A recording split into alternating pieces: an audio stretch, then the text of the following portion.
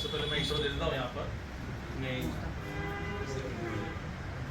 जलगांव जिला में जो बॉडी डिज़ोल्व हुई थी AIMIM की तरफ से, तो उस बॉडी को वापस गठन किया गया, जिसमें हमारे आसिफ पटेल साहब भुसौल से ये हमारे जलगांव ज़िला के जो है जलगांव डिस्ट्रिक्ट कोऑर्डिनेटर बने हैं। और हमारे साथ में है अशरफ भाई जो MIM के भुसौल में सबसे पुराने जिसको बोलेंगे कार्यकर्ता, और आज ऐसी पोजीशन है कि जलगांव ज़िले पर सब लोग साथ में मिलकर काम कर रहे हैं। और नसीराबाद के अंदर जो आने वाले इलेक्शंस हैं उसको लेकर आज यहाँ पर हम पत्रकार परिषद करने जा रहे हैं। आसिफ पटेल साहब आपको नसीराबाद के इलेक्शन के ताल्लुक से कुछ बताएंगे।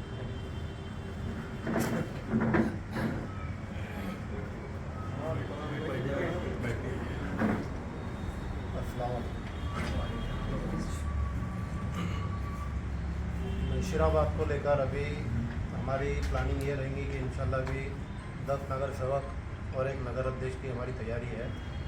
और वासिफ सर के तरफ से जो यहाँ पे मतलब में भी तैयारी है, तो आने वाले टाइम में इंशाल्लाह हमारे यहाँ एक नगर अध्यक्ष की सीट पक्की आएंगी।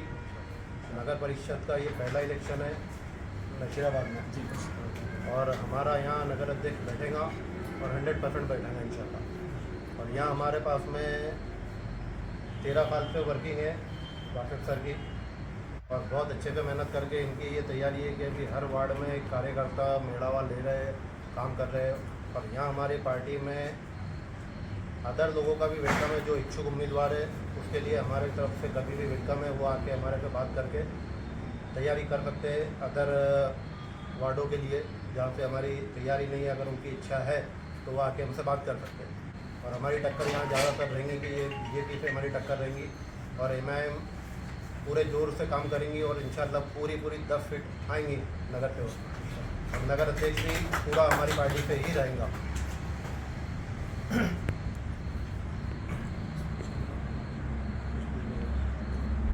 सीटेगी 10 मतलब में अभी हमारा पैनल में रहेंगे। अच्छा। नसीराबाद में जो है स्पेशली वार्ड नंबर 3, 4, 7, 8, 9 मतलब यहाँ पे मुस्लिम यहाँ संख्या पर ज़्यादा है जहाँ ऐसा? पर मुस्लिम बहुल इलाके हैं वहाँ पर हमारा पहला प्रेफरेंस है। बराबर। ये एक चीज़ है, इसके लिए हमारी 10 सीटें भी कंफर्म है, और एक नगर अध्यक्ष की। अगर दूसरे जो इंटरेस्टेड कैंडिडेट्स हैं, इच्छुक उम्मीदवार हमारे पास आते हैं, तो हमारी जिला स्तरीय टीम जो है उनसे बात करके हम उनको भी मौका देंगे। और अगर दूसरे वार्ड के अंदर भी ऐसा कुछ जमता है समीकरण, तो वहाँ पर भी हम हमारे इलेक्शन कॉन्टेस्ट करवाएंगे। महिलाओं के कितनी देने वाली उसमें से सीट? जी, महिलाओं की सीट कितनी रहेंगी उसमें से? महिलाओं की हर वार्ड में एक सीट जो है हमारी महिला की है। टोटल 5 से 6 सीटें हमारी महिला की रहने वाली है, हर वार्ड में एक सीट। और स्पेशली जो 7 नंबर वार्ड है वो महिला के लिए आरक्षित है, वहाँ पर भी हमारा सीटें उतरेंगी। 7 नंबर वार्ड में तो शायद ये SC कैटेगरी के लिए है। SC कैटेगरी की है, वहाँ पर हमारा कोलैबोरेशन का चल रहा है। बूथ की रणनीति कैसे रहेंगी आपकी? बूथ का हमारा जो है ऑल ओवर नसीराबाद जितने वार्ड्स हैं, हर वार्ड में मुस्लिम पॉपुलेटेड जो डेंसली पॉपुलेटेड एरियाज़ हैं, उसमें हमारे हर एरिया में, हर मोहल्ले में हमारे वार्ड मेंबर्स हैं, हमारे बूथ मेंबर्स हैं, और मोहल्ले के जो कमिटीज़ हैं वो भी हमने गठन कर चुके हैं। हर लेवल पर हमारा काम शुरू है। अभी जो मतदान यादी हो गई फाइनल, तो उसके ऊपर कोई आक्षेप था आपको? हमने जो अभी प्रारूप मतदार यादी पब्लिश हुई थी 8 तारीख को, उस पर हमारी पूरी टीम ने, हमारे कार्यकर्ताओं ने फुल मेहनत से काम किया है, और 440+ हमने ऑब्जेक्शंस लिए, और अल्हम्दुलिल्लाह वो टोटल ऑब्जेक्शंस हमारे 440+ एक्सेप्ट हुए। और वो जो मतदार इधर से उधर दूसरे यादियों में शिफ्ट हो गए थे, उनको वापस लाने में हम कामयाब रहे। हमारी पूरी टीम ने मिलकर ये काम किया है। अभी लेटेस्ट यादी देखने के बाद कुछ दिक्कत? लेटेस्ट यादी तो बहुत अच्छी है, हमें कोई भी दिक्कत नहीं है। इंशाल्लाह ताला इन यादियों पर और काम होगा, और बेहतरीन तरीके से हम पूरे सिटी में घूमेंगे, प्रचार करेंगे। और हमारी जो सीटें हैं, फर्स्ट टाइम ऐसा रहेगा कि कोई एक पार्टी की इतनी ज़्यादा सीटें आएंगी।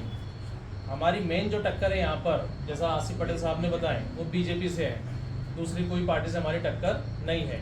टोटल जो वोटिंग पॉपुलेशन है वो ऑलमोस्ट 80 to 90% वो हमारे ही AIMIM के वोटर्स हैं।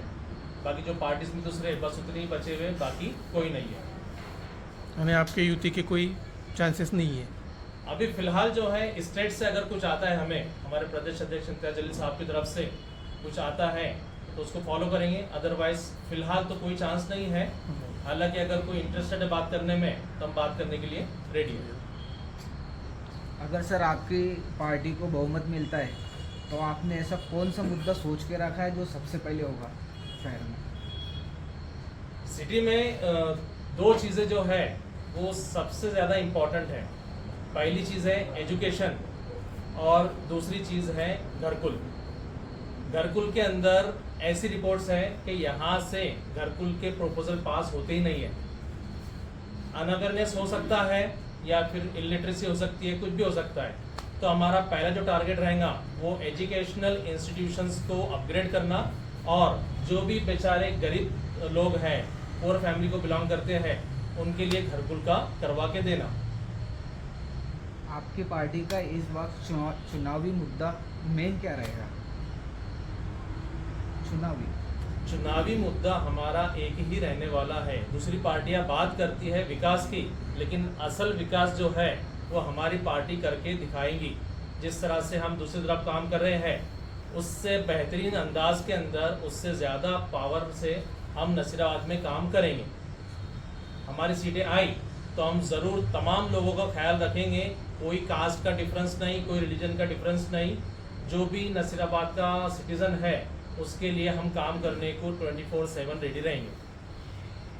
क्या इस बार आपकी कोई सोच है किसी पार्टी से गठबंधन करने की? गठबंधन का अभी देखो, जैसा सर ने बताया, गठबंधन का हमारा फिलहाल कोई प्लान नहीं है। स्टेट तरफ से, हमारे प्रेसिडेंट की तरफ से कुछ आता है तो सोचेंगे, अदरवाइज लोकल लेवल पर अगर कहीं हमें लगता है कि हाँ सीटें दे जा सकती है और गठबंधन करने में फ़ायदा है तो ये हम आगे बढ़ेंगे, अदरवाइज नहीं। अब तक लोकल लेवल में कोई न्योता आया है ऐसे?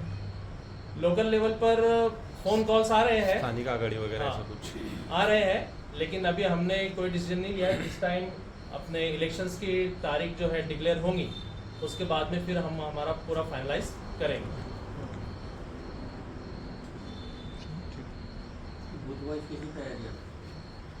बूथ वाइज हमारे बूथ मेंबर्स हैं जो उसके ऊपर काम कर रहे हैं। यादियाँ हमारी तैयार हो रही है। जैसे अभी नगर परिषद की ओर से सिर्फ वार्ड वाइज यादी प्रसिद्ध हुई है, अभी बूथ वाइज यादी उनका प्रसिद्ध होना बाकी है। जैसे ही वो आ जाती है तो हमारा वो काम एक विदिन अ वीक वो पूरा हम कर लेंगे। हर बूथ के ऊपर हमारे 4 लोग तैनात रहेंगे जो पूरी बूथ की यादी को एनालाइज करेंगे और उसके ऊपर बराबर ऐसा काम करेंगे कि 100% वोट कास्टिंग का हमें रिजल्ट मिले। जो आज तक कहीं नहीं हुआ वो नसीराबाद के अंदर हम वोटिंग परसेंटेज को लेकर करने वाले हैं। एक भी वोटर जो है हम ऐसा नहीं छोड़ेंगे कि वो किसी ना किसी कारण की वजह से वोट ना कर सके।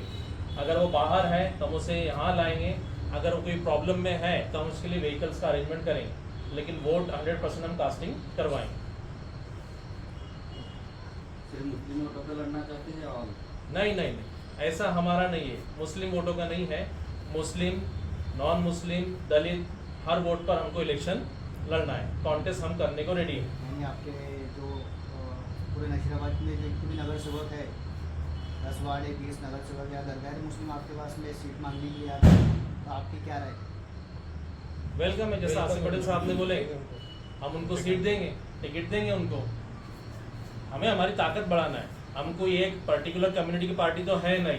अभी आप बिहार का देख रहे हैं, बिहार में राणा रंजीत, उनको एमआईएम पार्टी ने टिकट दिया है। हम यहाँ पर भी करेंगे। कोई अगर दूसरी कास्ट से, रिलीजन से आता है उसको हम वेलकम करेंगे। हमारे भाई को, बहन को हम यहाँ पर लड़वाएंगे और उसके लिए पूरी कोशिश करेंगे और जिताएंगे। नशीराबाद शहर के अंदर म्यूनसिपल कॉर्पोरेशन जैसा कि अभी नगर परिषद बनी है, हर पार्टी चाहती है कि अपना झंडा उसके ऊपर लहराए। मजलिस इत्तेहादुल मुस्लिमीन की क्या ऐसी रणनीति है जिसको लेकर पूरे नगर सेवक और नगर अध्यक्ष निकालने के लिए, जो हर महल्ले के अंदर, हर वार्ड्स के अंदर तुम्हारी क्या प्लान है? 2016 में पंचायत समिति के इलेक्शन कॉन्टेस्ट किए थे हमने। वहाँ पर हमारा जो रणनीति थी वो सिंपल थी, टोटल वोटर्स को कन्विंस करना और हमारे लिए वोट कास्ट करवाना। उसमें हम सक्सेसफुल रहे, लेकिन कुछ शफलिंग ऑफ इलेक्टोरल रोल्स उसकी वजह से वहाँ पर हम फेल हुए, अदरवाइज वो सीट हमारी आती थी। इस बार जो है नसीराबाद में वोटिंग पॉपुलेशन अगर आप पिछली विधानसभा का देखो तो ऑलमोस्ट 50% वोटिंग पॉपुलेशन है जो कास्ट हुआ था। 26,872 अभी का वोटिंग पॉपुलेशन है, लेकिन यहाँ पर मुस्लिम वोटिंग पॉपुलेशन जो है वो ऑलमोस्ट 50% पिछली विधानसभा में आया था। 8,000 मुस्लिम का था और अदर जो कास्ट है उसका ऑलमोस्ट 8,000 समथिंग वोटिंग कास्टिंग था। उसके हिसाब से हम और दूसरे जितने भी समुदाय हैं यहाँ पर, जितने भी कास्ट है, उनका वोटिंग परसेंटेज इक्वल है। अब जब इक्वल है तो हम इक्वल के दावेदार भी हैं और नगर अध्यक्ष के एकदम स्ट्रॉन्ग दावेदार हैं। हमारी जो रणनीति है उसके हिसाब से हमारा काम चलेगा। इंशाल्लाह ताला नगर अध्यक्ष की सीट 100% AIMIM की तरफ से नसीराबाद में निकलेगी। आज़ादी के बाद में पहली बार जो है MIM जो है नसीराबाद के अंदर आई है, जिसको एक पहली बार मौका मिल रहा है। अगर जैसे कि नागरिकों की जो भी समस्या है उसके ऊपर, जैसे बाकी जो पार्टीज है वोट लेती है, हार जाते चले जाते, क्या तुम भी वैसी करेंगे? जैसे कि पिछली विधानसभा के अंदर ऐसा हुआ कि जीतने वाले जीत कर चले जाते, हारने वाले हार कर चले जाते, दोनों भी आती थी पार्टी। तुम्हारा क्या स्टैंड रहेगा? 13 साल से हमारी टीम नसीराबाद में 24/7 365 डेज वर्किंग कर रही है। ये पूरा गांव जानता है। हमने ऐसा कोई काम नहीं है, स्पेशली हमारा फोकस रहा है वोटर रजिस्ट्रेशन पर, जो लोगों का हो नहीं पाता था।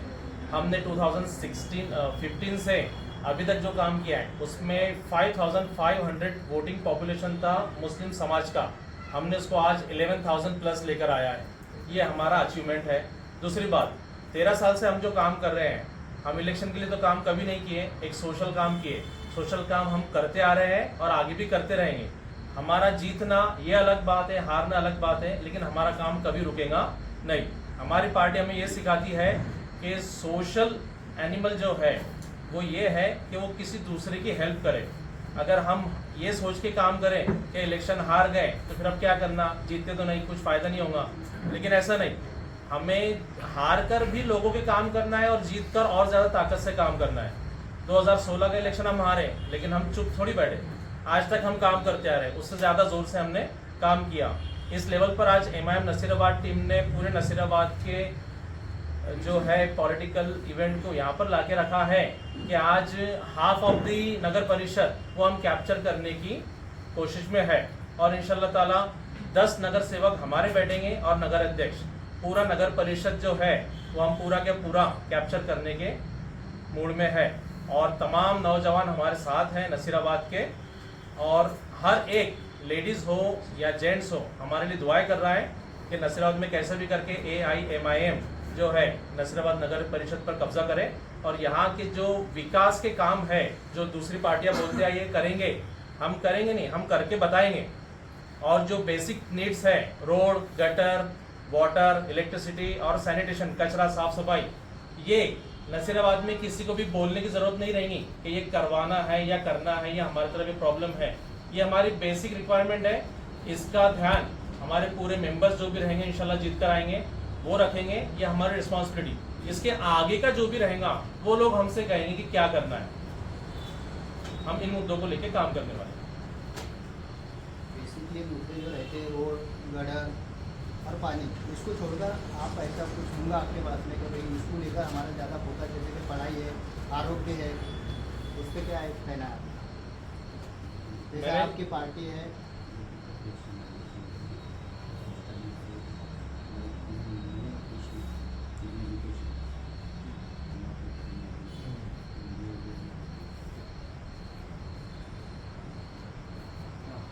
एजुकेशन है, लोग जो गरीब तबके में है, पब्लिक जो रिक्वायरमेंट अपनी लेकर आएंगे इंशाल्लाह वो सारी पब्लिक की रिक्वायरमेंट फुलफिल होंगी, सारी कंप्लेंट उनकी सुनी जाएंगी।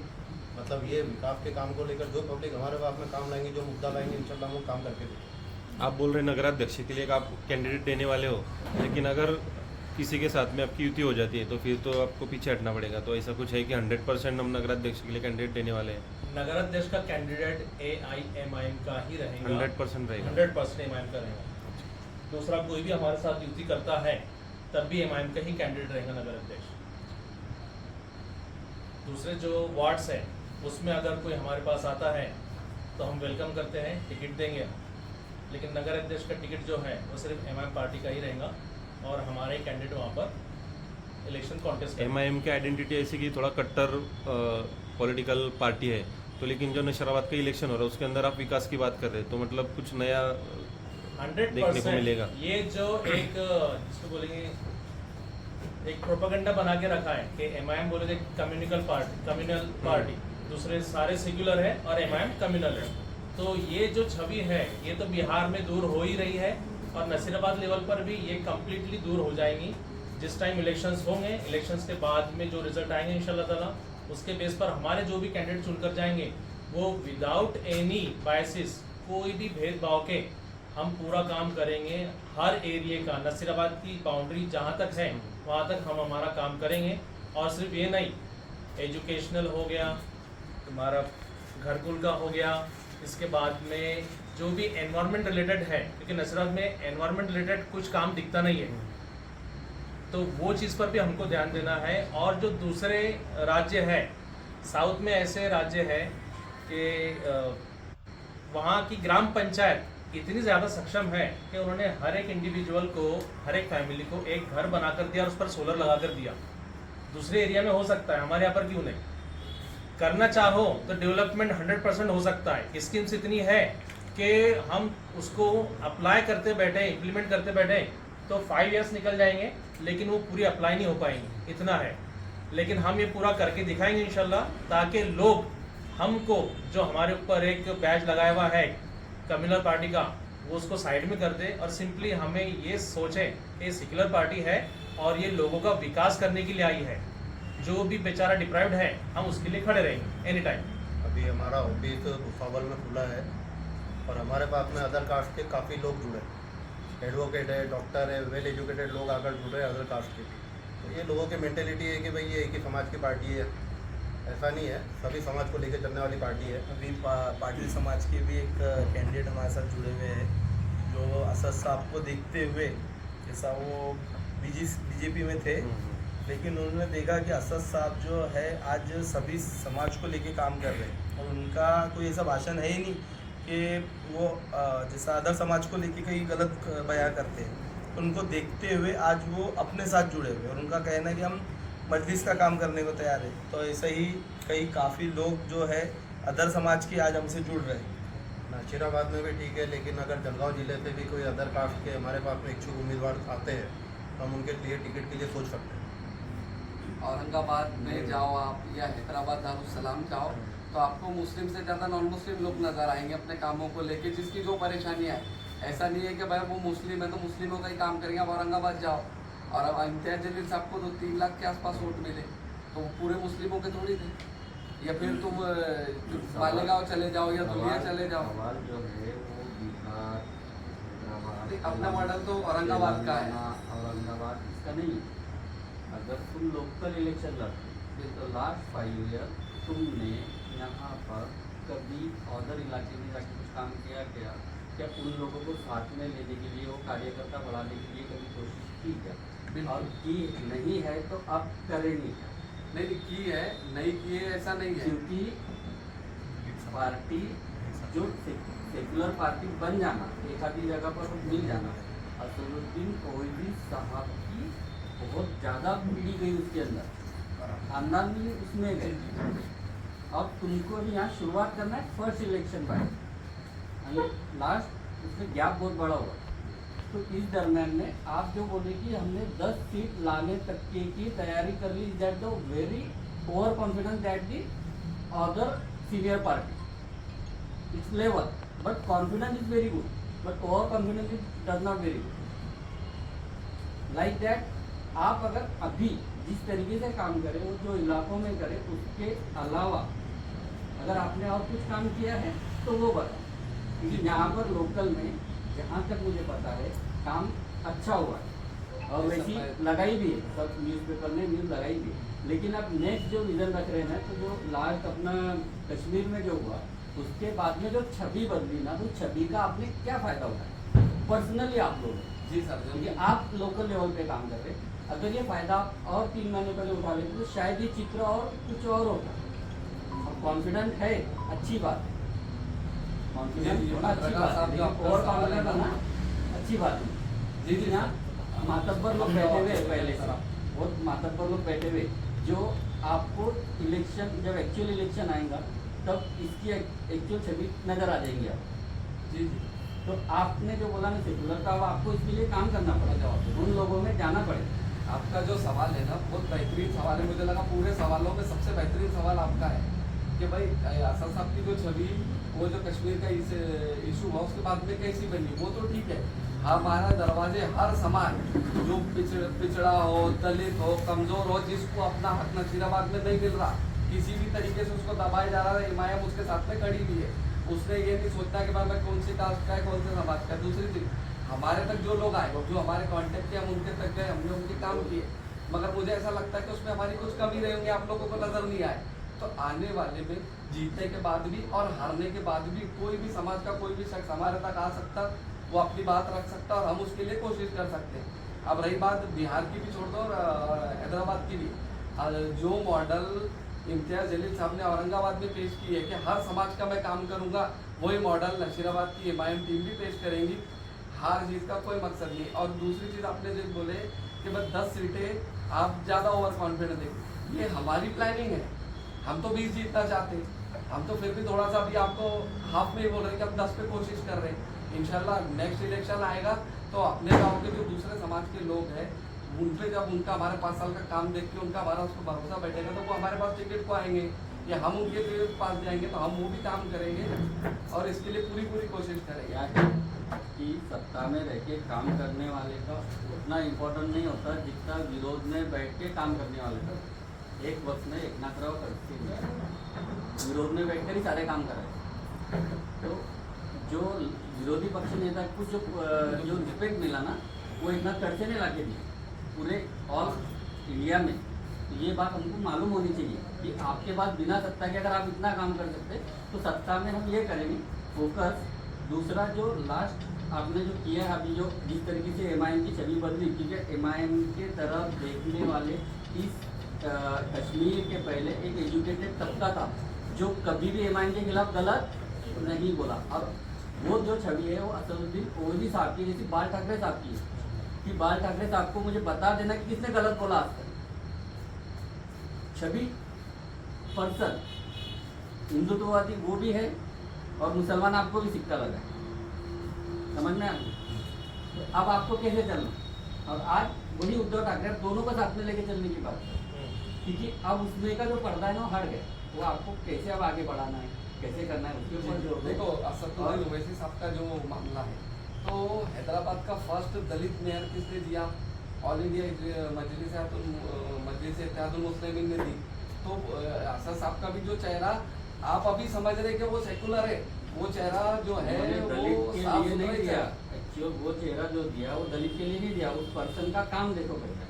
जी असदुद्दीन ओवैसी साहब काम देखते, पर्सन नहीं देखते, धर्म नहीं जी देखते। जी तो आप भी उसी तरीके से बोलो, उस तरीके से मत बोलो जिसे कांग्रेस करती थी पहले कि मुस्लिम राष्ट्रपति बना दिया, क्या फायदा हुआ तुम्हारा? क्योंकि इंटरनेशनल लेवल पर उसका फायदा होता छवि का, लेकिन लोकल में उसका क्या फायदा होता?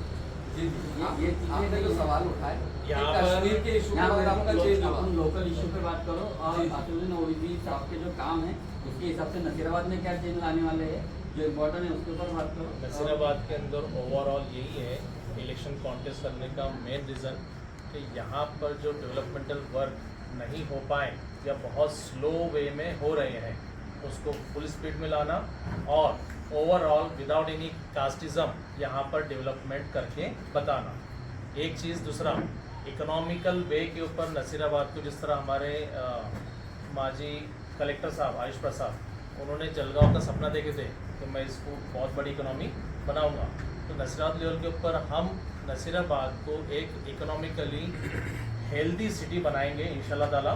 उसके लिए हमको जो करना पड़े वो हम करेंगे।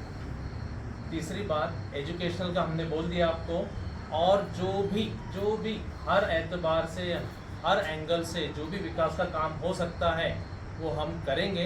इसके लिए हम इलेक्शन कॉन्टेस्ट कर रहे हैं और इलेक्शन कॉन्टेस्ट करके हम maximum number of seats win करेंगे इंशाल्लाह ताला। और हमारी जो सीटें हमने सोच के रखी है वो आ गई है। तो जैसा आपने बताया एक तरफ खड़से का ऑफिस में बैठ के काम किए, तो ये उस वक्त की बात है जब सत्ताधारी काम नहीं कर रहा है, जब सत्ताधारी ही पूरा काम करेगा। से काम करवा लेना, अभी तो अपने पास सत्ता ही नहीं थी। हाँ, एक बार सत्ता नहीं, वापस आपको कोई चांस ही नहीं मिलेगा। नहीं। ये बहुत लॉन्ग टर्म इलेक्शन गैप है, इतना बड़ा गैप नहीं होना चाहिए।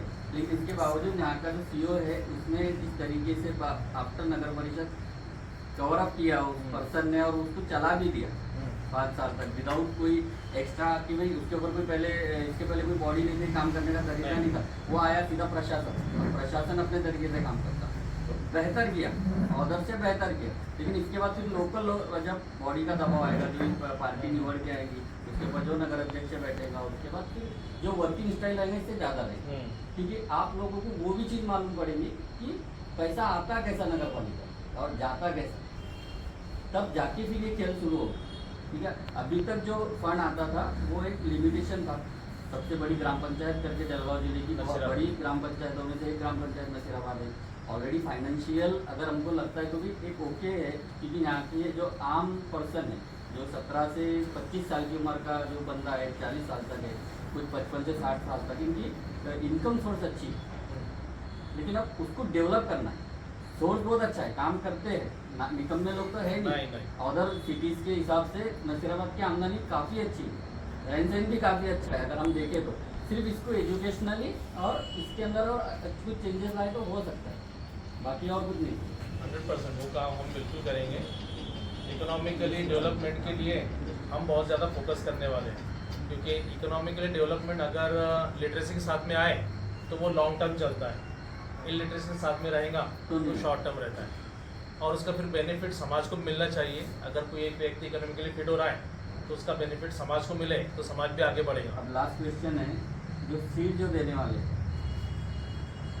वो फाइनेंस ताकतवर है, पढ़ा लिखा है, या फिर लोकल लेवल पे काम करने वाला, तो आपको फोकस क्या है सीट देने, या जो ये है कि भाई 4-5 साल से आपके पीछे काम कर रहा है, इसके लिए अब मुझे ये सीट वो इलाके में उसको देनी है।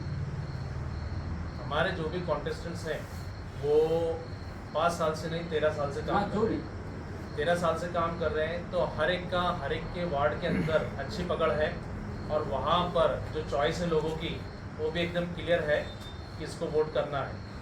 ये एक बेसिस है। दूसरा बेसिस है फाइनेंशियल जो लगने वाला है वो तो लगता ही है, उसके लिए भी हम जिसको बोलेंगे सक्षम है वो करेंगे। किसी भी एंगल से हमें सीट लाना है, हम हमारी सीट लाएंगे। और एक ही इलाके में 2-3 जाने तुम्हारे को नहीं, हमारी पार्टी की तरफ से जो फिक्स होगा उसके अंदर हमारे कोई रिबेल नहीं रहेगा। उसके अंदर सब हमारे जिसको बोलेंगे हमारे सलाह मशवरे से ही वो चीज़ें काम होंगी, कोई रिबेल वहाँ पर नहीं निकलेगा। जो वार्ड में आपका उम्मीदवार नहीं रहेगा वो अपक्ष रहेगा, वो अपक्ष अदर कास्ट का रहेगा, उसको आपका सपोर्ट रहेगा नहीं रहेगा, ऐसा आपके फेवर का रहेगा, अपक्ष को सपोर्ट करने का कैसा, उसके बारे में सोचेंगे। अभी तो ऐसा कुछ नहीं है हमारे पास, अगर आता है तो हम ज़रूर सोचेंगे। हमें हमारी सीटें और हमारे सपोर्टर्स दोनों निकालना है, क्योंकि आगे चल के हमें उससे काम भी लेना है।